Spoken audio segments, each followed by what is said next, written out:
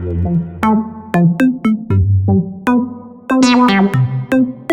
know, I am Yamilette Cano, and I'm the founder of Ladder, but also an ambassador for female entrepreneurs worldwide. It's the largest business platform here in Asia Pacific. And the main point and objective of this platform is to connect aspiring entrepreneurs, or those who just want to learn more about different topics on these online sessions. Hashtag ask few anything. You ask, we reply. And I can see also, we have someone else from North America. Rachel is also joining us from Canada. It's also late for her. You know, the housekeeping rules, very, very simple. If you want to ask any question to a speaker, then you can type it in the chat box and I can help you ask that question. Or if you are brave enough and you want to talk to Kara directly, please just raise your hand, make a movement or some kind of gesture, and I will allow you to go on the stage and ask the question to her. Well, a lot of you might know her. She has a very wonderful TED Talk, and if you haven't watched it, please do so, because I was really, really impressed. And I know that that takes a lot of effort, energy, and passion to do so. We have Kara Logan Berlin connecting directly from New York City, and she's going to tell us how to get resources and support for our business vision. Kara is the CEO and founder of Harvest, which is a consulting firm that has led nonprofit organizations to successfully get private funding. And her main objectives are to increase revenue, have organizational sustainability, and also team development. So today she's going to give us all her hacks and tips on how to get that support. And more specifically, I'm sure we're going to talk about how to ask for that money and fundraise, which she is an expert on. So without further ado, please welcome Kara here on our online stage. Hi, Kara, how are you? I'm well. Thank you so much for having me. This is so exciting. I've been looking forward to it for weeks. Perfect. We too. I tell you, as I said, I have been watching your TED Talk forever. I want to start with what do you tell us about your background, and especially how do you get that confidence to talk to people and ask them for what you need for your projects and the people that you're working with? You know, it's a great question. My background is, very similar to many people that are in the development field, which is they fell into it by accident. I grew up in Eastern Oregon in like a really small town on the West Coast. I went to school in Northern California. I lived abroad in Spain for a year. I went back to California, got my master's, ended up moving to New York City for what I thought would be 6 months, and it'll be 20 years this fall. And I had a background in special events. So I got a job at a nonprofit doing events. And that led to another development job, which led to a bigger job, and I just sort of followed the thread into being like, I'm good at this thing. I can do this. I went to work at a nonprofit thinking I might want to be on the program side. And after they interviewed me, they said, have you ever thought about raising money? And I was like, not really. And I did it, and I realized I was really good at it, and most other people hated it, and I didn't hate it. And I thought, I can serve this mission doing the thing I'm really good at, so maybe I do that. And then I just learned to love it. So the confidence, a lot of it is fake it till you make it. As with anything, if you can get in the room and you can be confident and you can build relationships. I also am very lucky that I always sort of leaned into like, this is who I am and this is how I do this. And if it's not for you, it's not for you. I have always thought that people that are great fundraisers were probably very good daters. Because I was a great dater, because if it was not a match, I'm like, yeah, no, this is not going to happen. And if they didn't like me, I was like, yeah, not a match. Like, it's fine. Which is a lot of what it is when you're talking to people about investing in your work and you're trying to get them excited. It's not going to be for everybody, and it can't be something you take personally. And that's something, I think anyone who's an entrepreneur needs to remember, because you can sure internalize all that rejection and let it just beat you down. And it's not about you. Like, it's the right match or it's not. It's all about, I guess, being honest and transparent with oneself and understanding that some things are good for us and some things might not be the best, but we still have to, and I'm going to connect this to one of your statements in your TED Talk where you're saying we have to understand the feelings behind about what we feel about money, but I guess it's the feelings behind everything what we do in life. And for that, how do people and professionals can ask for money? If I have that idea about, okay, I have that understanding of what do I feel about money, then what do I do next? You know, to go back to the beginning, right? When you're thinking about, just take it from how you feel initially, right? You're thinking about, I want to do this business. I want to launch this. I have a vision. I have an idea. And you think about, how do I get someone to give me money? If it makes you want to throw up, I need you to stop and think why. If it makes you feel angry, like, I can't believe I have to just ask these people for money when they have all this money and they should just give it to me. Why does it make you feel angry? If it makes you feel like, forget it, it's not worth it, or it's probably not a good idea anyway, why does it make you feel insecure?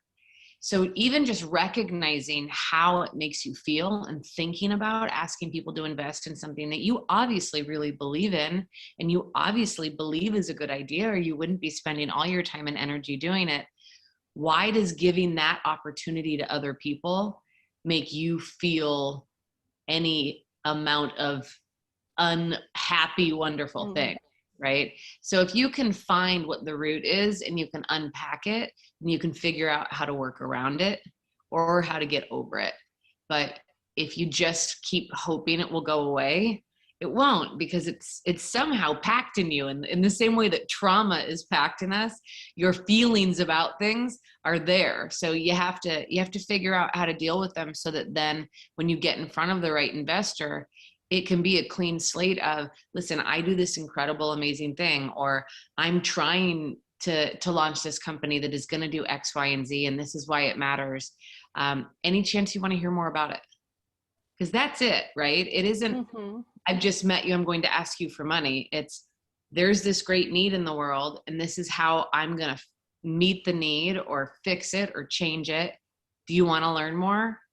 And that's the ask. It isn't money. It's, do they want to learn more? And then that conversation will take you to the money. Is there a difference between asking for money as a nonprofit or as a profitable business? I don't really think so. You know, I think the only difference between nonprofits and for-profits is that they have a tax code, right? It's, you do one thing, you know, for a company, right? You produce a product and you sell it and you make, you know, you increase revenue and you take that money and a bunch of it you take for profits and some of it you put back in the business. For a nonprofit, you have a product, like it's education or it's healthcare or it's criminal justice reform, and you provide that service to people, but philanthropy pays for that service. So the people that accept it, it isn't transactional in that way, but any extra philanthropy that's over at the end of the year doesn't go into anyone's pocket. It just goes right back into the program. So when you're raising money, you're still raising money to meet a need and to meet a solution that you've created. And you're just inspiring people to do it on behalf of somebody instead of for themselves. But the same premises to sales go into nonprofit fundraising. How can we break that almost preconception of sales being not a great thing? Because a lot of us may think, oh, call calls or have to send these email, and that it comes back to the point that you were saying, makes us feel not the best feeling in the world. But perhaps sales is just being a word with a connotation that it's not very positive. But how can we break that in our brains? I don't know. You know, I don't know where that comes from. It's, you know, I'm sure it goes back to some, you know, people selling potions out of the back of a wagon. You know, some crazy thing like that. But we all are consumers, right? everybody is a consumer. We consume information, we consume things, particularly this year, as far as I can tell, we consume many things. We consume solutions for problems. You know, if we're, for philanthropists, I'm not in the business of doing the thing that you do, but I believe it should happen. And I know it should happen. And I know that, at least in the US, our government isn't going to support it all the way. And I believe foster children need support, right? So I'm going to give money to this organization to make that happen. People who do sales, people who fundraise, I think raising money is the greatest thing on the planet. Like, I really do. I think it is so much fun. I think the fact that I get to provide people who have resources to do really crazy things, right? I get to give them all of these options for ways to make the world better. Mm-hmm. And I can say to them, you want to do something important with your wealth, you want to do something that matters. I really believe that everybody wants to be great, right? I believe everybody wants to be somebody that helps other people and is kind and thinks of others and tries to make a difference and does what they can in the world. And that doesn't mean that everybody has to be an activist or everybody has to be a social innovator or a change agent. But for some people, what they can do is they can provide resources to help fund those people. And I never feel like I'm tricking anyone. I never feel like, you know, I've had donors where they were interested in something and I was like, I don't actually think it's a match for you. Let me help you find the right match. Or I don't think this project is what you've been talking about. I know it sounds like that, but when I dig in a little, it's not the right thing for you. You know, part of that, the integrity of that and how you get over feeling about it is how you approach it. If all you want to do is make money, then it will feel yucky to you. If all you do is feel like you're hustling people and you're moving them for a gift as fast as possible, that probably won't feel good after a while. I mean, it will probably feel really good. You might great things for a little while, but I think long term, it won't feed your soul in the way that you probably want. And I think if you're doing something great and you have something that you actually think will help people or will improve people's lives, it should feel like a treat to get to share it with other people. You say to us that change requires resources. And today's theme obviously is how to get those resources and support for our businesses. Do resources come in hand with support? Can they be separated? Or what comes first? Oh, good question. I mean, it's very individualized, right? There are, I mean, a lot of times when people want to give you support, it's because they don't want to give you money. And when they give you money, it's because they don't have time to give you support. So, you know, I always err on the side of, I would rather take your resources and money and decide how to get the support I need, rather than have a funder or a donor say, we'll give you this gift, but you have to make these changes. I never like, at least for nonprofits, and I think this is probably true for people, you know, running companies as well. I don't like the idea of changing the way you do your work to make it fit the money. I think it's a dangerous model to keep tweaking to get more money. I think you want your model and you want what you do to be able to stand on its own. And if somebody doesn't want to fund what you have, I don't think you should constantly be changing what you have, because you do that enough times and you end up with something that looks nothing like what you intended. And then you have people that fund you having outsized power for something that they don't actually totally understand. Turns almost like someone else's dream or someone else's project if that happens. And with that, you say obviously in your TED Talk that we should have connections and relationships that are relational, not transactional. And for our audience, we want to know, what's that fine line when it comes to having that relationship with our potential investors? Shall we be friends with them, or shall we think about the whole thing in a different light, a new concept on that type of relationship that we build with them? I think, you know, when I talk about being relational, not transactional, it's more about, you don't show up and say, this is what I'm doing, I want this money. There's a courting process, right? There's, who are you? What do you care about? Like, first, let me tell you about what we do here, right? You know, we exist because there is this need. We address this need. We're better than anybody else at it in the way that we do it. You know, that's one part of the conversation. But the other part is really, why did you take this meeting with me to begin with? What was it about the proposal? What was it about the email? I know that, you know, so-and-so, and they asked you to take the meeting, you know, when they explained what we do, what was interesting about that? And building a relationship with someone about, do you fund a lot of things like this? You know, is this sort of a priority for you? Is what we do something that you've been interested in for a long time? So that you can think about, who is this person and what do they care about?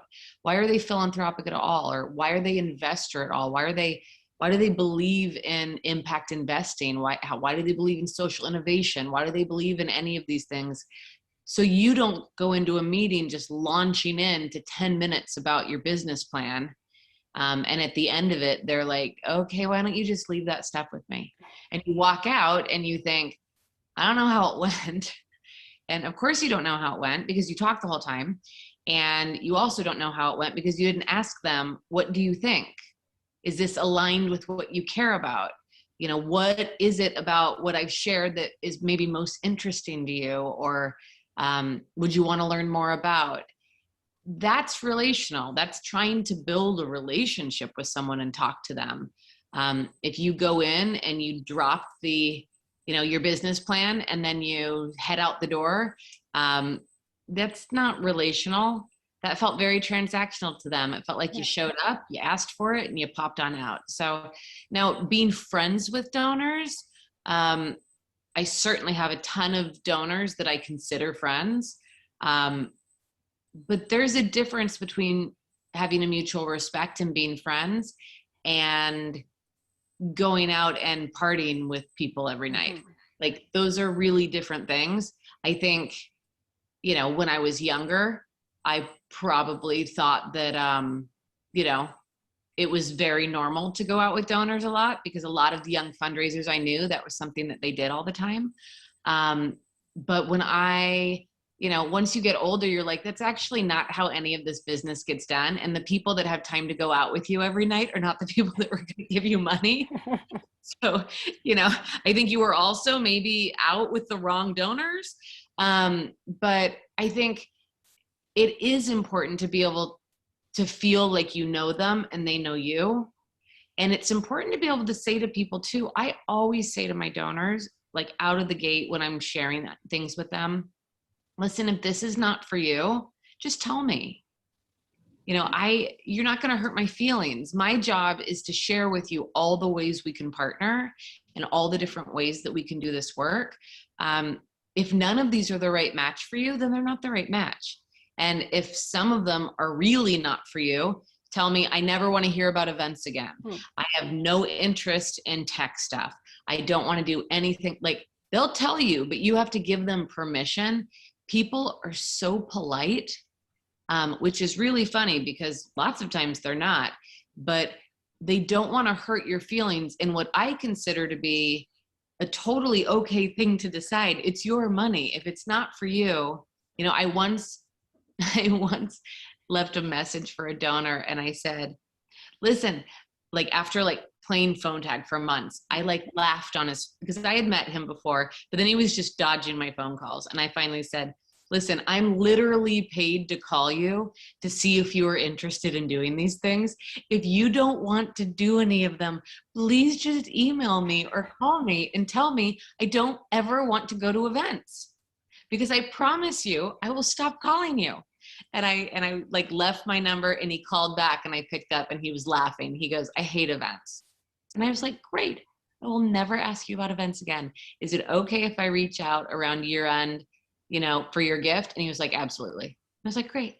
And he was like, why didn't I call you earlier? I was like, I don't know.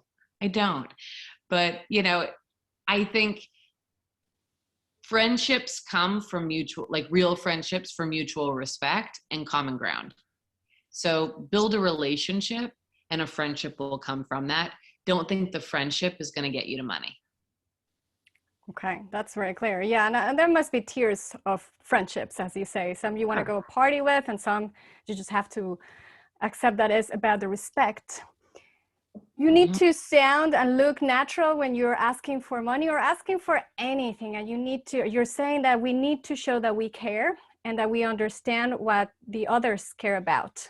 Yeah. How do you do it in a sense that it doesn't look very produced? Like I only research you in Google and I'm just like regurgitating everything that I know about you. So it sounds more natural. So I do a ton of research. Don't ever go into a meeting without doing a ton of research about people. I do a ton of research so that I understand what they care about and what they don't. So I can eliminate parts of my pitch that I know won't land with them, or I won't go down a rabbit hole around climate change if I know that's not their thing, you know? So I do research so that I understand as much as I can what else they fund in the space and what they fund outside of it, where their priorities are, what they care about. I also do research on their families, so I know a little bit about them and I understand who they are. And then I go to the meeting like I've done no research. Okay. So I go to the meeting and I just talk to them like I would anybody else, because it is very creepy if I say, thank you so much for having me. You know, I saw that you graduated from Harvard and, it's that you wouldn't do that with regular people.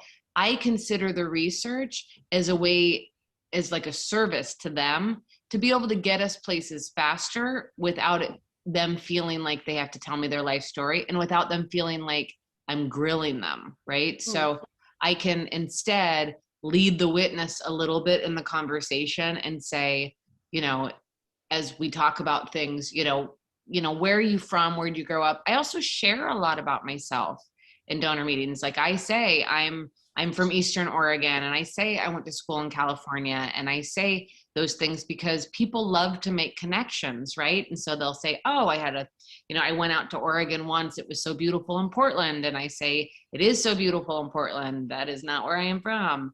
And, or they say, I had a friend who went to school in Northern California too. Did you go to the same school? And all of these things, those connections help you build that relationship. And it's fun to talk about it. But if there are things that I really want to get to, if I have seen that they fund a lot of things like what I do, I will, it's a very natural, easy question to say, do you fund other things in this space? Which, if I know the answer, then they get to tell me and I don't tell them. But it takes a little more work. Okay. Oh, that also connects to this next point I want to talk about.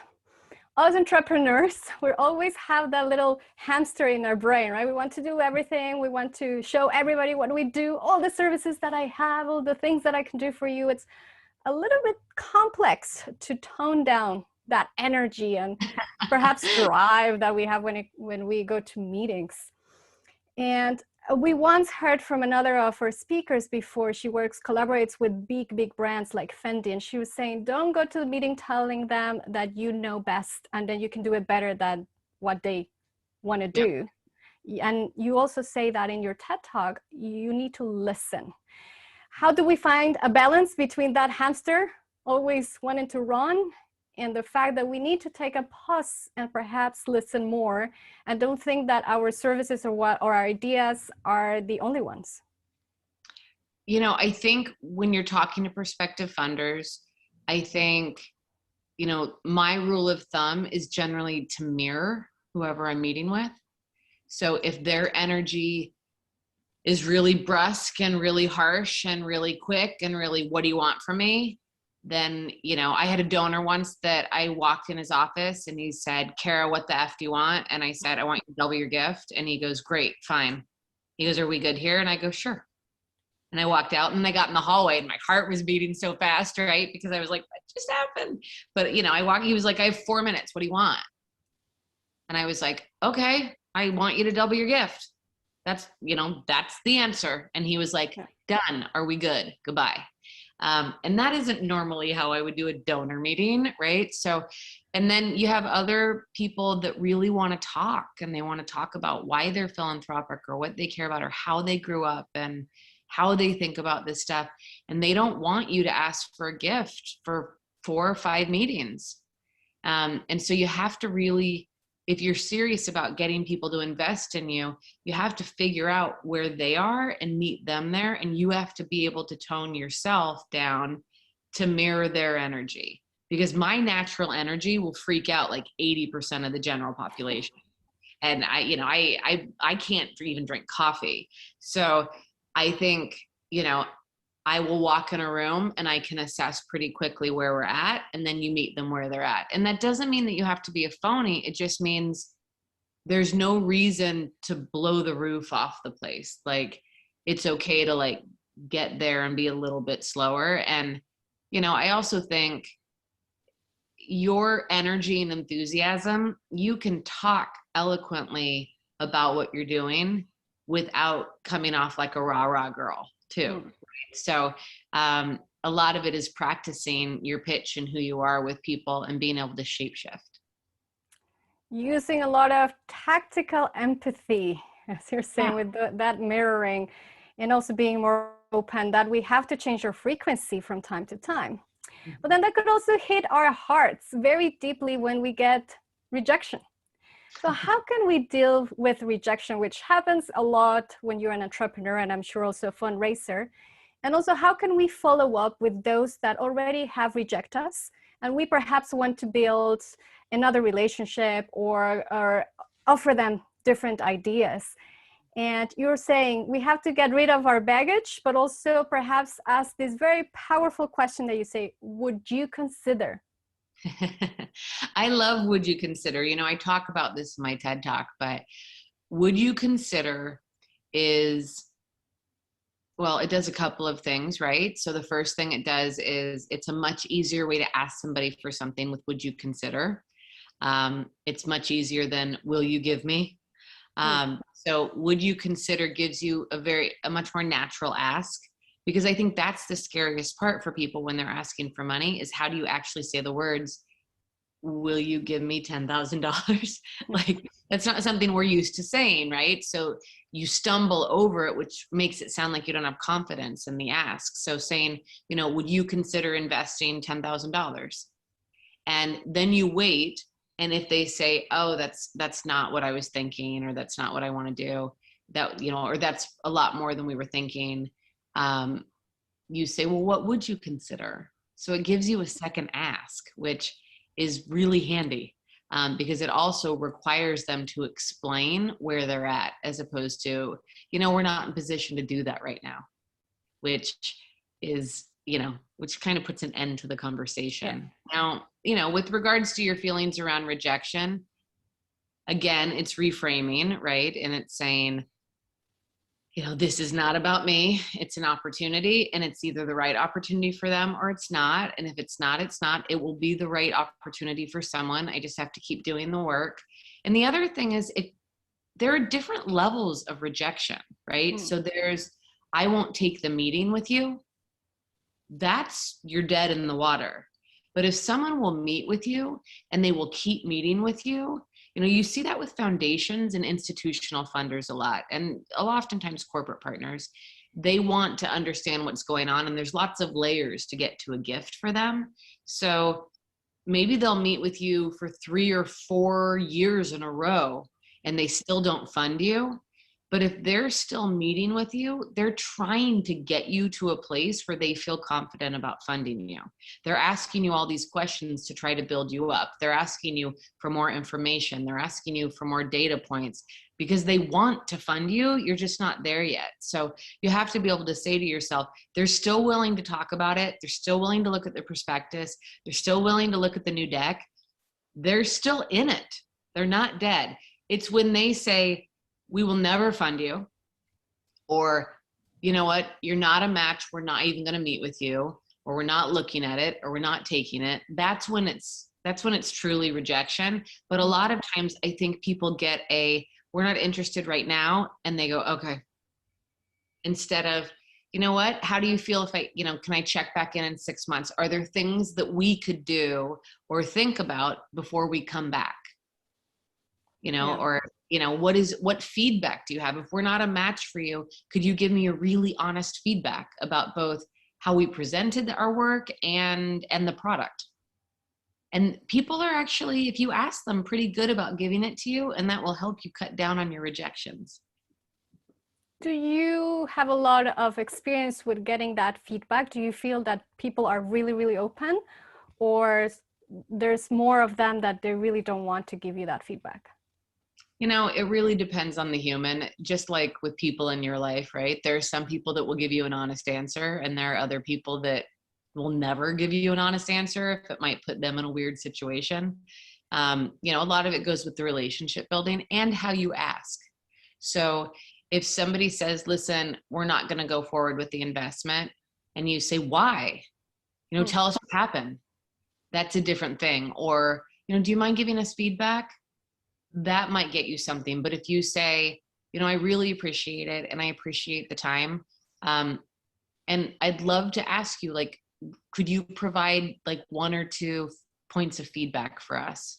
And I think showing vulnerability is really helpful. I think saying, we're just starting this. We've never done a big raise like this. We've never raised money, or I just launching and I'm just starting this company. And, you're one of the first meetings we've had, or, you were a really big meeting for us. And I don't know if we blew it or not. I would love to hear, did you feel like you understood what we were talking about? Did you feel like we showed the ROI of our work?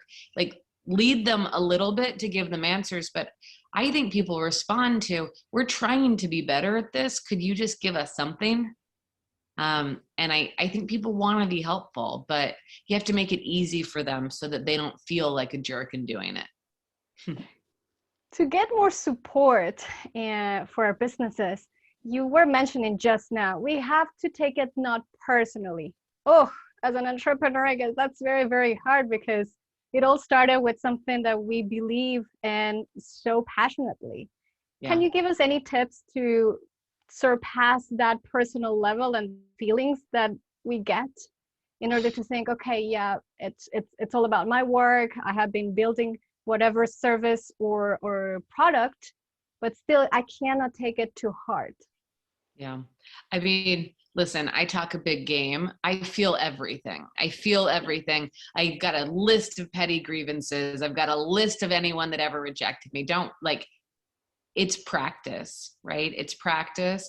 And it's having a small collection of people that know you and respect you and love you, and that you can call when that happens and say, this happened, that will continue to build you back up.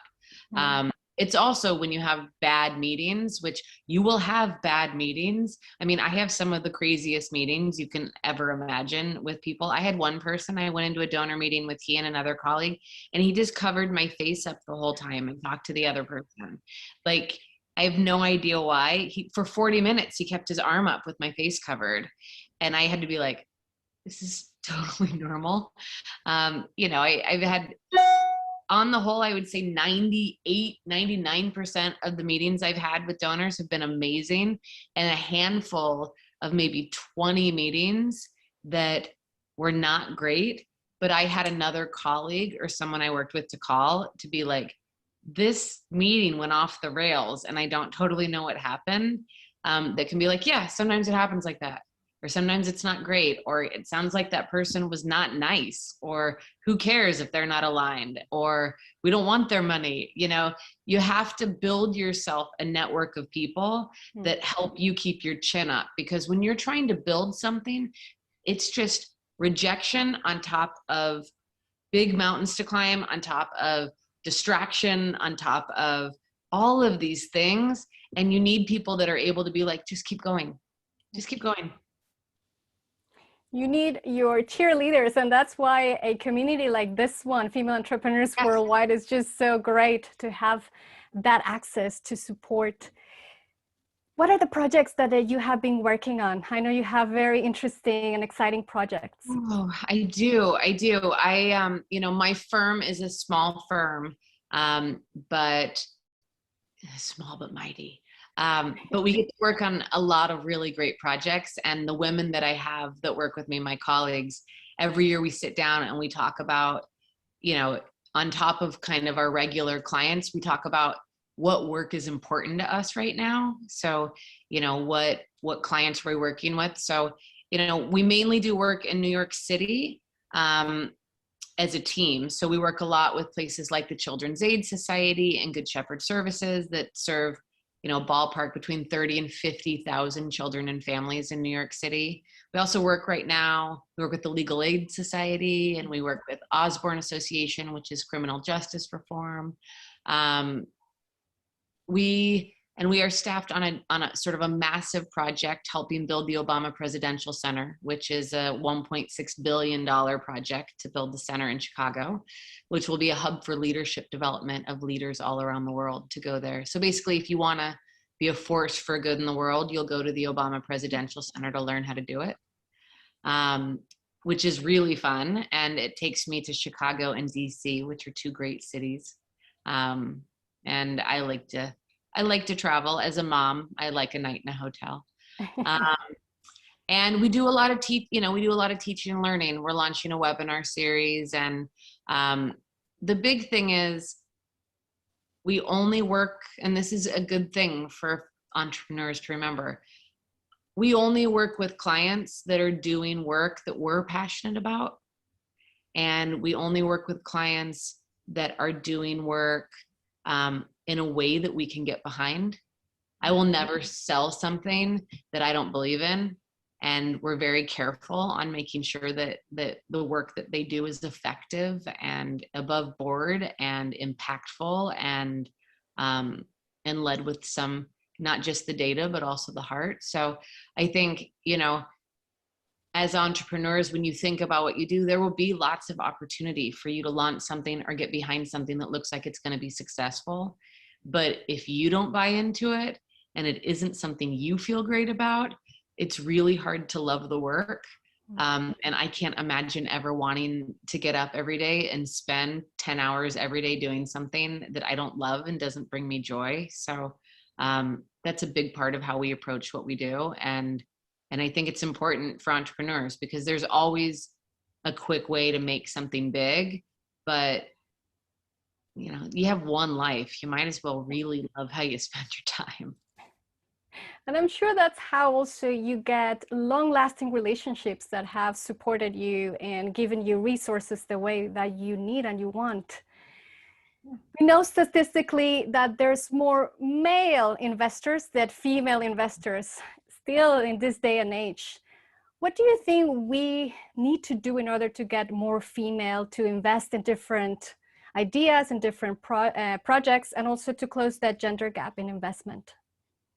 Well, I mean, the biggest thing is we need to get more hands in, you know, more money into the hands of women, which means, you know, there's all sorts of systemic problems we need to talk about that, you know, women are underrepresented in most of the workforce and primarily in the areas where people make the greatest wealth: finance, private equity, hedge funds, global banking.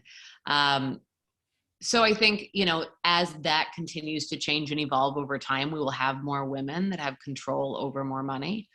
I also think historically, fundraisers in organizations and entrepreneurs historically ask women and people of color for less money than they do their male counterparts to have the same amount of wealth. So I think that's a bias that people that are raising money don't recognize they have. So you have two donors that have the exact same amount of money and they'll ask the woman for half the amount that they ask the man for. Or when there are meetings with investors that are men and women couples, they will only speak to the men. Or they won't include, when they're speaking to men, they won't include, you know, do you and your partner, do you and your spouse talk about this? Are these investments things you make as a family? Are these things you talk about together? Do we want to include them in the conversation?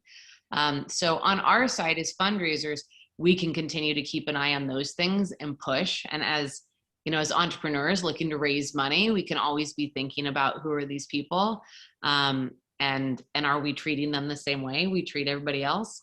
But, you know, at the end of the day, we need to get more women in positions of power so they have control over these funds.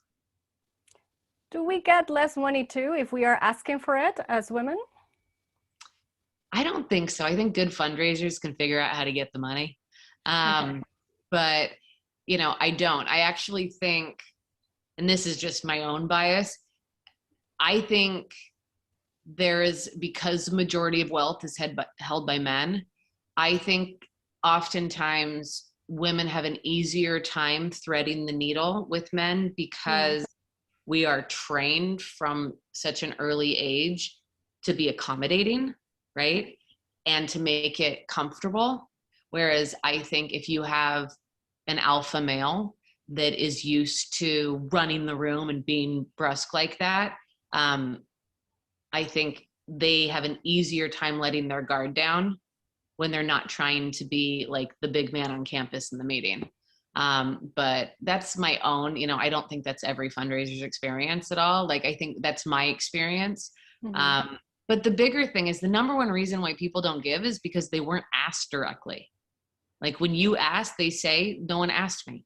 Like, why didn't you increase your gift? You gave $10 million to this hospital, but you only give $1 million to us and you're on the board. Well, no one here ever asked me for $10 million. So, you know, I always say, like, my motto is don't ask, don't get. Yeah. And, you know, I always say, like, you have to ask people to consider doing more. No one is going to wake up one day and be like, you know what I should do? I should double my gift. Like, it just doesn't happen. So you have to be able to talk with them and move them and let them feel like, you know, that it's a decision that you're nurturing them through, because at the end of the day, they have all the power. It's their money. We can't make them do anything. I'm not going to confuse someone or convince someone or sway someone. All I'm going to do is keep telling you why your gift can make this huge impact or why your investment can change the world, and consider it.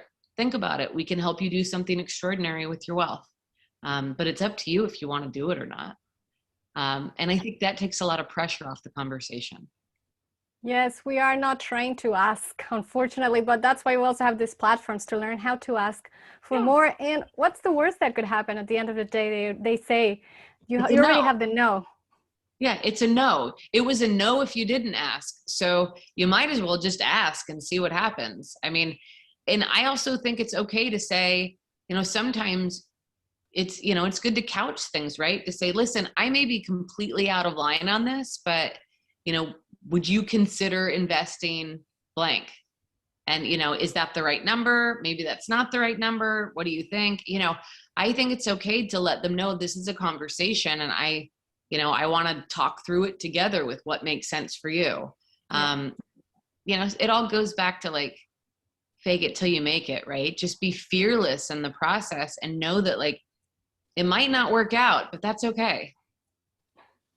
That it's so true. We need to be bold and unapologetic. And with that note about asking, I want to open the floor and let our audience talk to you, Kara. And I always, when she's in the crowd, I always ask the first question to be from her side, because she always has very insightful questions too. Rachel, hello from Canada. Any questions you want to ask to Kara? Yeah, just a quick question. What do you find, or how do you find the most effective way to build and maintain relationships with those investors, especially now during COVID, everything's so virtual. So how do you kind of build that empathy in the room, in a virtual room like Zoom? It's such a good question, Rachel. You know, I'm a feeler, right? So, you know, you talk about the empathy virtual, it's a really hard thing for people that, like, are used to being able to feel energy and shift to energy and, you know, a virtual world. Now, I will say on Zoom, you also have an up close audience to people's faces and how they respond in a way that you don't have in person. So in person, you can feel their energy and you're watching them, but on a Zoom call, you're actually really watching them respond in real time. And that can help lead your conversation a little bit better, so that you can be more intuitive based on their body language and their facial expressions. You can see differently. But I think everyone has gotten kind of good at it in the last year. You know, I would say last spring and the summer, the meetings were really kind of wonky with donors. They were hard, like no one knew how to do it. Now everyone's guard is so down. You have donors that are like in a tank top talking to you in their garage. You know, where you're like, I've never not seen you in a suit, and you're clearly are working in the boxes in your garage. And it's made people, I think, be a little more open and to be able to be like, as their child runs through the room, or it's loud or it's not, it's added a humanness to the conversations, which I actually think has been good. But I think you have to say, listen, this is really hard. And the other thing is, this was a really hard year for people, for everybody. And that also has brought a lot more honest conversations with people too, about how are you doing? How's your family? You know, and have you guys been healthy, and how are things? And, you know, do you have kids in school? And people have been sharing more about their personal life, which I also think have helped to build relationships, you know, that you would never have had that before. You wouldn't have known that stuff. If someone didn't want to share that, you wouldn't have known it. But anybody who is trapped at home with children that aren't in school is dying to tell you about it, as it turns out. So I think, you know, you have to use the tools you have at your disposal. And right now in a virtual world, it's really watching how we are with each other. It's trying to make the connections around the shared experience the whole world is in right now. And then keep maintaining this is why I'm here today. Like, I want to share this with you. I want to get your feedback. I want to see if this might be something you're interested in. So you always lay the agenda out for them so that they also don't think the whole call is like this weird conversation at the end. They're like, I don't even really know what she wanted from me. So I think it's important to lay that out, because it will put the donor or the investor at ease to know what's coming. So they don't feel the whole time that out of nowhere, you're going to be like, will you give me $50,000? So, you know, I think those things are some of the tricks and some of the tools that I use. Is that helpful? Yeah, that's super helpful. And I totally agree with you. I mean, the beauty of being on Zoom with people is, you're right, they get their kids walking behind the camera, or their dog or their cat. So it starts up a conversation that's so authentic about their life. And it's not just some sort of research you found online about their family. You get to see it live action, which is super awesome. Yeah, it's nice. It's a little bit of, it's fun. It's different. I mean, I will be so happy to be back in person with people, but it wasn't the disaster I thought it could have been this year. So, you know, that's a good sign. Yeah, for sure. Thank you so much. You're welcome. Thank you, Rachel. And I want to know, and this is a very personal question, shall we run around and try to get to every single event possible and pitch here, pitch there, as someone asking for money as an entrepreneur, but also as an investor? We have all these events that started with live events, that you have the investors walking around the floor and trying to check out the new ideas, and all the startups trying to catch the investors. And now, because it's online, there's an event every single day of the week, I guess every single hour, because we are open to the world. How can we narrow that down? I think you have limited hours in the day, right? So I think doing your homework on who are the top 30 prospects for you. Like, who are the top 30 people you really want to spend time with, and you really want to get in front of, and you really want to talk to? You know, going to events and meeting people and sharing your work and hoping that it works out and that they take the meeting later is one approach, right? But you can decide who the 30 best investors or the 30 best donors are, and you can sit down with each one of them and map them. Who do you know in your life? Follow the threads. Who's the decision maker there? Who's the person you need to get in front of? Where did they go to school? Where do their kids go to school? What neighborhood do they live in? Where do they work? What are their hobbies? What do they do? Who in your life? And you pull the thread for each one until you can find one person for each one of those prospects that can make an introduction for you. If it's me trying to raise money, I map it. You know, I will hit those events and I'll do that. If you don't get the hits you need from it, then I would be like, who's my wish list? And I'm going to start working on them one at a time until I can figure out how to get in front of them. Because it's a higher ROI, because you don't need to get in front of 30, you need to get in front of 3 of them. And you could go to 15, 20 events and not get meetings from any of them because they came away with 4,200 business cards, and somebody's going to research those before they decide who to talk to. And what you need, right, is 30 minutes with the right person. So figure out how to get in front of the right person. A lot of backstage work. Yeah. Yeah. Research. I love that. I would want to ask you, if there's any other questions on the floor. I can see, Rachel, any other questions? We also have Lee Y and Julie Chan. They are connected here with us. Obviously, please ask the questions if you wish. But while we wait, what would be your number one advice if you were to leave us with something here that we want to remember about you? What would that be?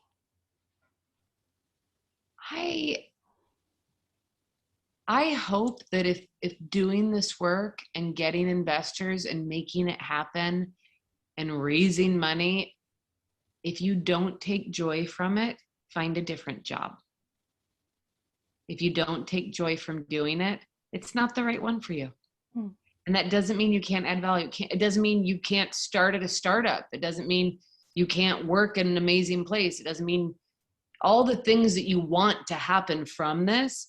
But if you don't enjoy the chase of making it happen, why were you doing it? You know, so I think really asking yourself, what is it I want to do and what is it I want to accomplish? Are there other ways to get there? You know, for my own career, I thought I would be in a different part of the business. And I followed this thing that I was having fun doing and I was good at. And it created a whole career for me that I didn't even know was an option, because I was willing to pivot.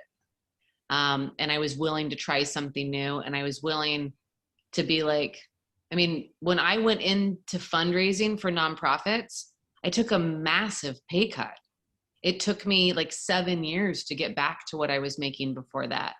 And I never regretted that, because I was so much happier than what I was doing before I went into nonprofit work. So I think really check yourself on, why am I here? What am I doing? And is this where I want to be? Because you can change the world lots of ways, but it should bring you joy.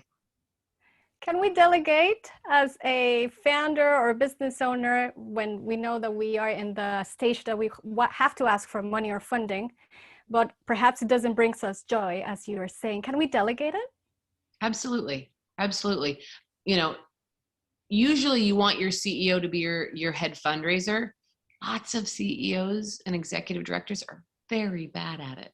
So they have great chief development officers or business development people or heads of advancement or heads of fundraising, all of these things. They have somebody very skilled at it that does a lot of the back office work, that does the first meeting with donors, that gets them excited, that tells them all about it. And then they bring the CEO in when it's time to really talk about the work in a passionate way.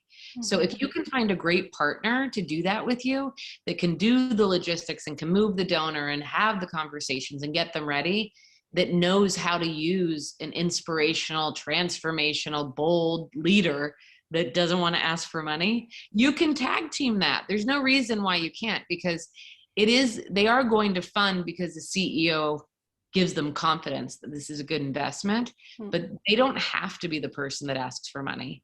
And if they want to be the person that asks for money, then you hire somebody like me or, you know, somebody in the business to coach you and teach you how to do it.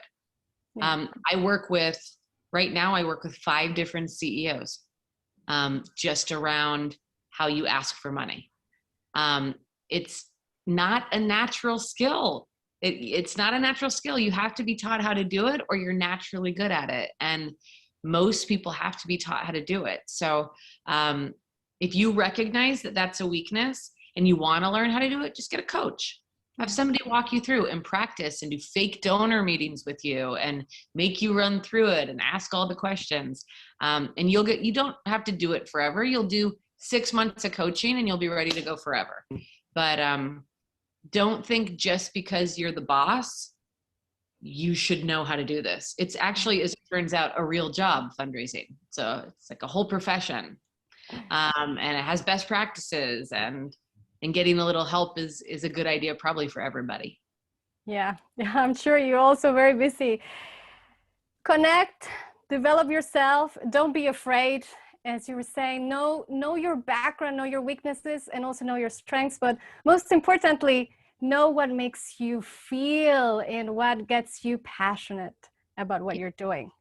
This is all the things that I get from our conversation. If there's no other questions, Nia, please let us know. I'm very, very glad to have had you here. Kara, thank you very much for your time at these very early hours in the morning there in New York. Rachel is saying clap, clap, clap.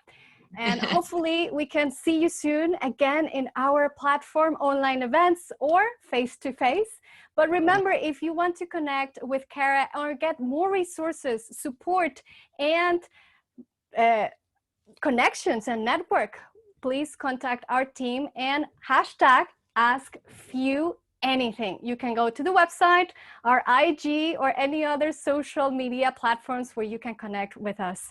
Thank you again. My name is Yamilette. Thank you, Kara Logan Berlin and Nia.